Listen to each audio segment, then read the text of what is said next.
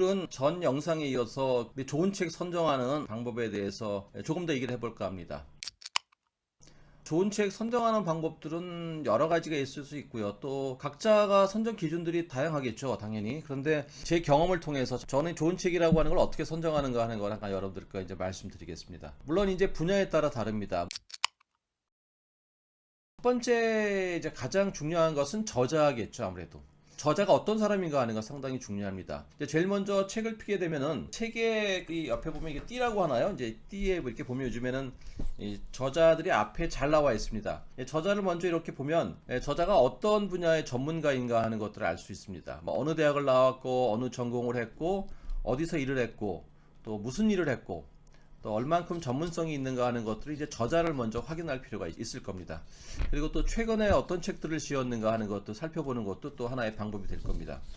예를 들자면 전혀 분야가 다른 사람이 엉뚱한 책을 질 수도 있어요. 많은 공부를 한 다음에 자신의 영역들이 넓어져서 여러 분야를 다루는 보다 융합적인 차원에서의 그런 확장이라고 하는 건 정말 바람직하고 또 좋을 수 있지만 1차적으로는 자기가 어느 분야에서의 전문가인가 하는 것들이 대단히 중요합니다. 내가 보다 전문적인 것들이나 보다 통찰적인 것, 통합적이고 융합적인 것들을 보려면 가능한 한 저자들 중에서도 각 분야의 전문가들 이런 분들의 책들을 일단 1차적으로 우리가 선정하는 것이 가장 좋겠죠. 그러나 물론 에세이나 어떤 독특한 자기 분야의 개성적인 것들을 나타내는 책들은 한 명 한 명이 다 가치를 갖죠. 귀중하고 그들의 의견이 또 독창적이고 신선할 겁니다.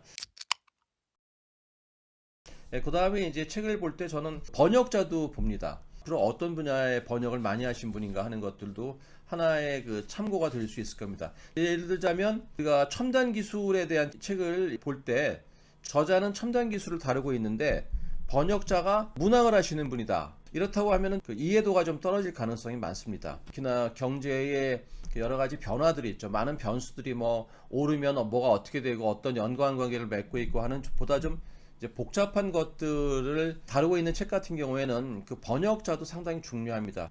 어떤 때는 번역한 그 내용들이 전혀 경제의 변동과 다른, 다시 말해서 올라야 되는데 내린다고 표현하기도 하고요. 뭐 확장되는데 축소된다고 표현하기도 하고요. 이렇게 되면은 전반적으로 굉장히 큰일입니다. 지금이야 그런 책들이 뭐 거의 없습니다. 그렇지만 이제 전문적인 책들을 보다 보면 아직도 번역에서 미스가 나는 경우들이 상당히 많은데 특히나 어떤 그 인과관계를 나타내고 있는 것이나 서로 상호 관계를 나타내고 있는 이런 부분들은 반대로 써버리게 되면은 정말 굉장히 괴롭죠. 읽으면서 도저히 또 아무리 생각해도 이해가 안 되는 혹은 또 그렇게 받아들이게 되면 잘못 알게 되는 것이죠. 결국은 책을 읽은 혹은 또 공부를 한 효과가 나타나지 않습니다. 또 봐야 되는 것들이 뭐냐면 이렇게 넘기다 보면 목차가 이제 제일 먼저 나오겠죠. 목차가 어떻게 구성되어 있는가 하는 것도 상당히 중요합니다. 대표적으로 우리가 머릿말 혹은 프롤로그들을 먼저 한번 살짝 읽어보는 게 좋죠. 이 머릿말과 프롤로그는 전체적인 저자가 상당히 심혈을 기울이는 부분입니다. 자기 책을 얼만큼 잘 썼는가를 소개하는 난이기도 하고요. 또 어떤 면에서는 이 책이 정말 잘 팔렸으면 좋겠다라고 해서 많은 독자들에게 자신의 생각들을 잘 전달하고 싶은 함축적인 내용이 담겨 있는 부분들이기 때문에 정말 중요합니다. 그 다음에 차례를 이렇게 보면 차례가 어떤 면에서는 인과관계나 논리적인 전개가 잘 되어 있는 책들이 일단 좋지요. 순서대로 이렇게 확장이 된다거나 필요한 것들이 이렇게 결합이 돼서 결론에 이른다거나 그 다음에 현실성을 잘 반영하고 있는가, 역사적인 흐름과 경험들이 현실과 결합되고 이것들이 미래를 잘 설명하고 있는가라는 것들 주로 사회과학 서적에서는 상당히 중요한 부분들입니다. 또 하나 살펴봐야 되는 것들이 저자가 그 책에서 다 설명하기 어려운 것들을 주석을 달죠. 밑에 다는 각주라든지 또 책의 뒤쪽에 다는 보통 미주라든지 각주가 제대로 되어 있는가라는 것도 볼 필요가 있고요. 또 하나는 이제 참고 문헌이 풍부한가라는 것이 되게 중요합니다. 이 참고 문헌은 사실은 이 책의 보물입니다. 책을 사고 책을 읽을 때 정말 중요한 것은 이 책 하나를 사는 것이 아니라 뒤에 있는 참고 문헌을 사실은 사는 거거든요. 이 저자가 오랜 시간 동안에 여러 책을 보고 그 책들 안에 중요한 내용들을 결합하고 또 자신의 생각들을 넣고 자신의 공부한 또 그동안의 경험들을 넣어서 이제 새로운 책을 만들어내는 거지만 사실은 어떻게 본다면 모든 책은 편집한 것이죠. 완전히 독창적인 책이라는 건 세상에 없다라고 하는 얘기가 맞습니다.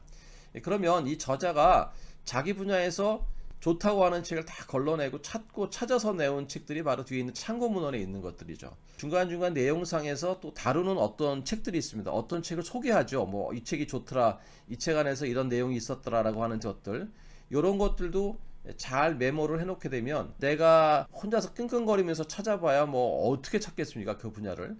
그 다음에 조금 더 욕심을 부린다면은 뒤에 이제 인덱스라고 하죠. 안에 있는 중요한 개념이나 용어들을 가나다 순으로 쭉 정리해 놓은 인덱스가 있다면 인덱스로 찾아보기가 되게 쉽지 않습니까? 그래서 인덱스가 있는 책이 좋을 겁니다.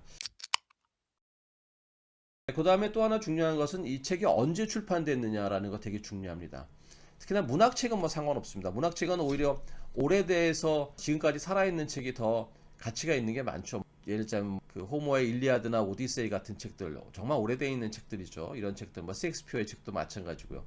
이런 것들은 그 고서로서의 가치가 더 큰 것인데, 그래서 이 책이 개념이나 중요한 독창적인 생각이나 사상들, 아이디어, 인사이트 이런 것들을 설명하는 책 같은 경우는 시간이 좀 지나도 상관없습니다. 그러나 자료나 흐름이나 데이터나 트렌드를 설명하고 있는 책들은 벌써 2, 3년이 지나버리면 옛날 게 돼버리는 것이죠. 그래서 2, 3년이 지난 책들은 살펴봐야 될 것이고 5년치, 10년치 변화의 흐름들을 찾기 위해서는 사실 그런 책들은 저는 중고 사이트를 들어가서 삽니다. 그 책들을 새 책으로 산다는 건 조금 좀 아쉽고요. 그 다음에 이제 또 하나 조금 볼 것이 있다면 이 책을 몇 쇄를 찍었는가 하는 것도 상당히 중요합니다. 한 번 찍을 때 우리 1쇄라고 하지 않습니까? 인쇄, 1쇄, 2쇄 하죠. 정말 중요한 책들은 그 시간 동안에도 여러 번 다시 또 인쇄를 하게 되는 경우가 있습니다.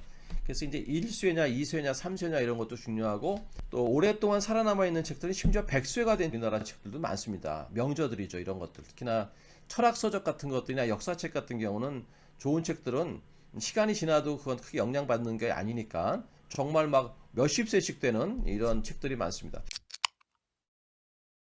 이제 마지막으로 좋은 책을 선정할 때 이번에는 좀 조심해야 되는 부분들이 있습니다. 이제 마케팅입니다. 선전, 홍보죠. 뭐 베스트셀러다, 뭐 출판사에서 요란하게 막 선전도 하고 검토를 해봐야 될 사항입니다. 왜냐하면 베스트셀러라는 것들의 상당 부분들이 홍보로 인해서 이루어지는 것들이 굉장히 많기 때문에 정말 중요한 책들은 홍보를 하지 않아도 스스로가 드러나는 경우들이 많습니다. 그래서 출판사에서 요란하게 설명하고 선전하는 책들에 현혹되지 말아야 되는 게 굉장히 중요하다라는 것이고요. 또 하나 이제 외국에서 출간된 책의 번역서 같은 경우는 우리나라의 서점들이나 이제 또 기타 여러 기관에서 평점을 매기지 않습니까? 뭐 10점 만점에 몇 점, 뭐 5점 만점에 몇 점 이렇게 매기는 평점도 되게 중요합니다. 순위도 물론 중요하죠. 그런데 이것도 어떤 면에서는 좀 불투명한 정보입니다. 누가 그걸 받느냐, 얼마나 받느냐, 얼마나 제대로 받느냐에 따라서 평점도 바뀔 것이기 때문에 하나의 참고사항만 볼 것이고요. 또 하나 조금만 좀 시간이 된다면 만일에 외국에서 번역된 것이라면 뭐 미국의 아마존이라든지 이런 데 직접 들어가서 그 책의 평점을 한번 좀 보고 평을 좀 볼 필요도 있습니다. 예를 들자면 우리나라에서 굉장히 인기를 얻었던 책들이 실제로 본토에 가면 그다지 인기를 얻지 못하는 많은 비판을 받는 책인 경우도 많습니다. 가장 중요한 것은 먼저 내가 나의 독서 계획을 탄탄하게 세운다면은 그렇게 외부적인 홍보나 마케팅에 크게 현혹되지 않아도 됩니다. 제가 영상에서 여러 번 강조를 하고 있지만 우선은 현실적인 책들 있죠. 뭐 정치, 경제, 사회, 뭐 여러 가지 문화까지 포함되어 있는 현실을 잘 설명하고 있는 책들, 또 이걸 통해서 미래를 예측하는 책들이 하나의 내 독서 계획 안에 큰 부분을 차지할 것입니다. 나의 삶의 의미나 내가 세상을 대하는 여러 가지 관점들이나 재해석하고 또 이해할 수 있고 큰 통찰력을 줄 수 있는 우리 과거의 여러 가지 인문학 분야의 고전들입니다. 이런 것들이 또 큰 부분을 차지해야 될 겁니다.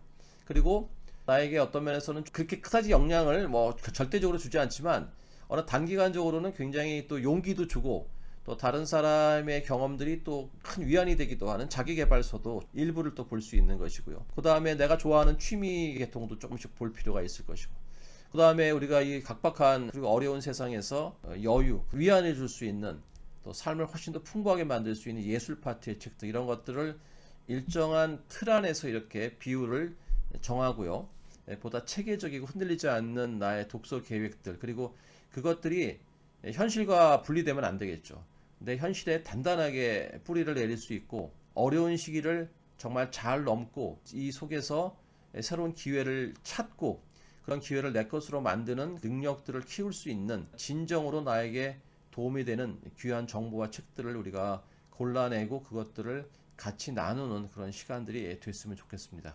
요즘같이 어려운 시간에서는 더더욱이나 귀중한 책들이 귀중한 정보가 아쉽고 간절한 그런 시간입니다. 다음 시간에는 현실의 정보들을 어떻게 수집하고 가공하고 또 내 것으로 만드느냐 하는 부분들을 우리 책과 더불어서 신문 그리고 여러 기관에서 발행하는 조그마한 보고서들 어떻게 우리가 접해야 하는가 하는 것들을 가지고 조금 더 자세한 얘기를 나누겠습니다.